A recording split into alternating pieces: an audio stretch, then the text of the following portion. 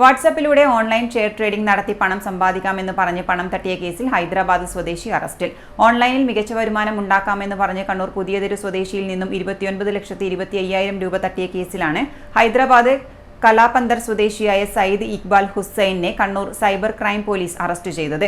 Share trading നടത്തുന്നതിനായി പ്രതി പരാതിക്കാരനെ കൊണ്ട് മൊബൈൽ ആപ്ലിക്കേഷൻ ഇൻസ്റ്റാൾ ചെയ്യിപ്പിക്കുകയും അക്കൗണ്ടിലേക്ക് പണം നിക്ഷേപിപ്പിക്കുകയുമാണ് ചെയ്തത്.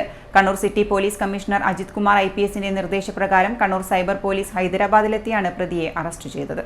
പ്രതി പരാതിക്കാരനെ കൊണ്ട് ഒരു വ്യാജ മൊബൈൽ ആപ്ലിക്കേഷൻ ഇൻസ്റ്റാൾ ചെയ്യിപ്പിക്കുകയും പ്രതികൾ ഉൾപ്പെടുന്ന ടെലഗ്രാം ഗ്രൂപ്പിലൂടെ പരാതിക്കാരന് നിർദ്ദേശങ്ങൾ നൽകുകയുമായിരുന്നു. ഷെയർ ട്രേഡിംഗിനായി ഓരോ തവണ ട്രേഡിംഗ് നടത്തുമ്പോഴും ആപ്പിൽ വലിയ ലാഭം കാണിച്ചായിരുന്നു തട്ടിപ്പ്. പരാതിക്കാരൻ പണം പിൻവലിക്കാൻ ശ്രമിച്ചപ്പോൾ പല സാങ്കേതിക കാരണങ്ങളും പറഞ്ഞ് പിൻവലിക്കാൻ സാധിക്കാതെ വന്നതോടെയാണ് ഇത് തട്ടിപ്പാണെന്ന് മനസ്സിലായത്. പരാതിക്കാരനെ കൊണ്ട് 18,75,000 രൂപ പ്രതിയുടെ ബാങ്ക് അക്കൗണ്ടിൽ നിക്ഷേപിപ്പിക്കുകയും ചെയ്തിട്ടുണ്ട്. ഈ അക്കൗണ്ട് 200 തവണയിലധികം നാഷണൽ സൈബർ ക്രൈം റിപ്പോർട്ടിംഗ് പോർട്ടലിൽ റിപ്പോർട്ടായത് പ്രകാരം കേരളത്തിൽ മാത്രം 5 കേസുകൾ നിലവിലുമുണ്ട്. കഴിഞ്ഞ ഒരു മാസത്തിനുള്ളിൽ തന്നെ പ്രതിയുടെ അക്കൗണ്ടിൽ 8 കോടിയിൽ പരം തുകയുടെ ഇടപാടുകൾ നടന്നിട്ടുണ്ട്. തട്ടിയെടുത്ത പണം പ്രതി ഇന്റർനെറ്റ് ബാങ്കിംഗ് വഴി വിവിധ അക്കൗണ്ടുകളിലേക്ക് മാറ്റിയിട്ടുണ്ട്. Kannur city police commissioner Ajith Kumar IPSന്റെ നിർദ്ദേശപ്രകാരം കണ്ണൂർ സൈബർ പോലീസ് ഹൈദരാബാദിലെത്തിയാണ് പ്രതിയെ അറസ്റ്റ് ചെയ്തത്. News desk city news.